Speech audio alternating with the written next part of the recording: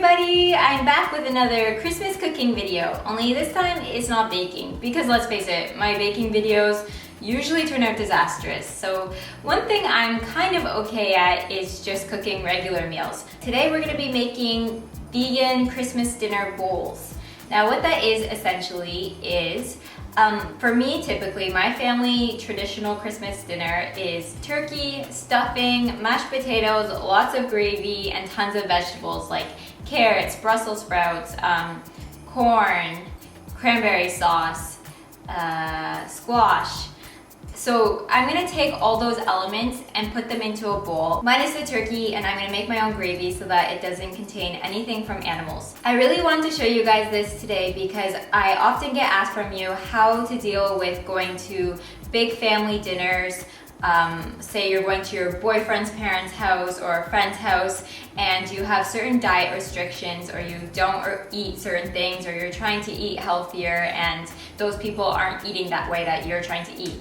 So my answer is do something like this because basically all these vegetables and things should or could be on the table. Maybe they're not all there, but you could take this and create your own thing. Or you could bring the food for everybody, so you could cook extra vegetables and stuff that you like yourself and just bring it for everyone or a dessert or something like that. So that's the other option. Or another option is to prepare the food together. So say you're going to your boyfriend's house and his mom is preparing dinner. You could go and help her make something, say mashed potatoes. And then at the part where she's gonna put in the butter and the milk, you could just separate a little bit for yourself on the side and not put that in and help her do the rest of it for everyone else. So something like that could work. So just prepare ahead, make dishes, help. Also be prepared for a lot of questions like how do you get your protein, where's your iron coming from, all that stuff. So just get ready for all those questions. And yeah, we're gonna create something today that I think is customizable and can work for everybody. You can put the kind of vegetables you want. If you do eat meat, you could add the turkey or whatever meat on top. Yeah, it kind of works for everyone and it's really yummy. So I'm gonna show you how to make that now.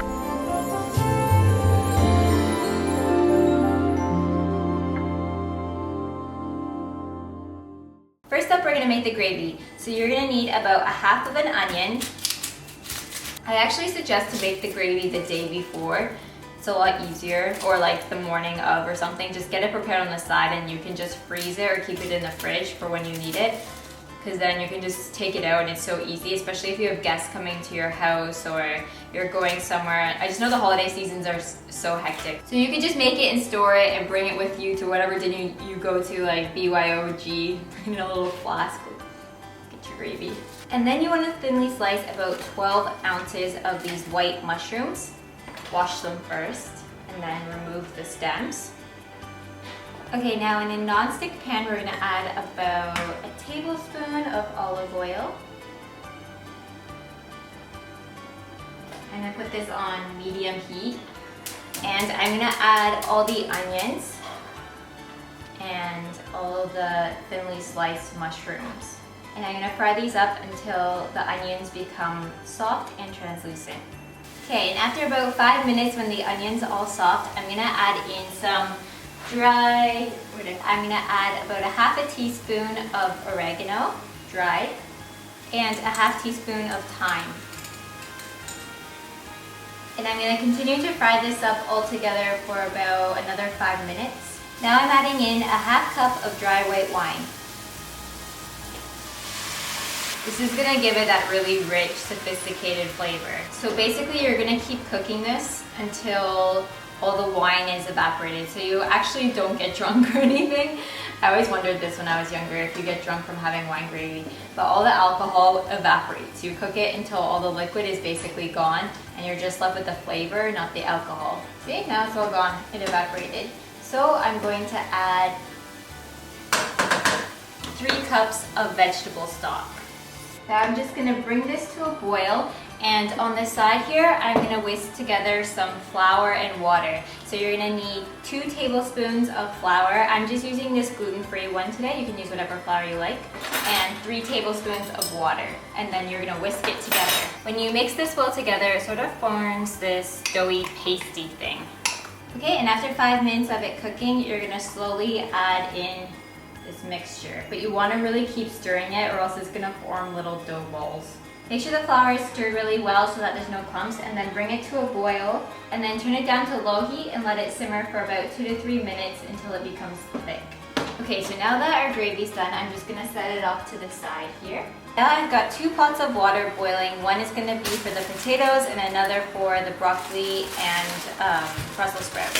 So I'm going to take about 6 potatoes for the 2 of us, and I'm going to peel and wash them first. There we go. Now I'm just going to add them to this boiling water and cook them until they become soft. And now to this other boiling pot of water, I'm going to slightly cook some broccoli and Brussels sprouts. For the Brussels sprouts, I just removed the outside little leaves, and apparently my mom said to make them cook thoroughly and faster, you cut like a little X in the base of it.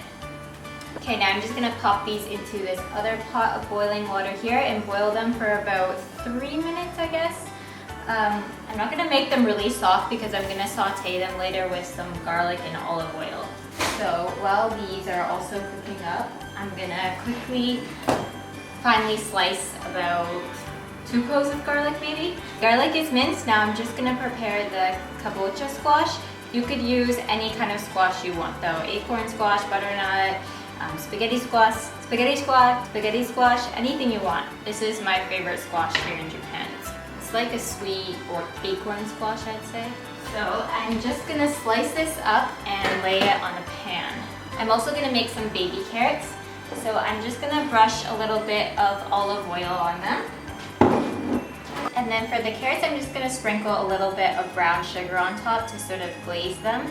For the squash, I'm not gonna put any herbs or spices or anything on top because the kabocha in Japan is really flavorful and sweet, so I feel like it doesn't need anything at all. And now I'm just gonna pop these in the oven and roast them.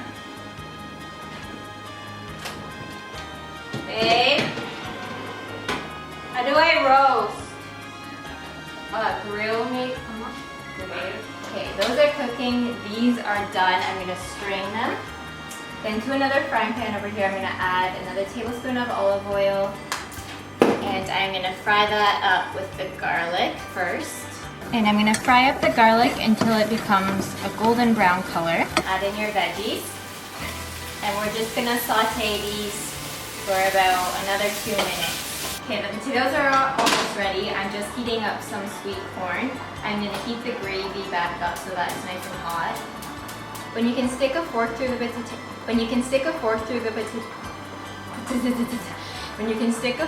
potatoes and they're really soft, that's when you know they're finished. So I'm going to take them out, strain them, and then add them back to this pot. And now I'm just going to add a splash of soy milk. And a little bit of olive oil instead of butter. You could also use vegan butter here if you want. I don't have any right now. And I'm just gonna mash them. So now I'm just gonna add some mashed potatoes to my bowl. Followed by some broccoli and Brussels sprouts, some roasted squash, carrots, some sweet corn over here. Gonna add a touch of gravy on the mashed. Of course, you gotta have the cranberry sauce.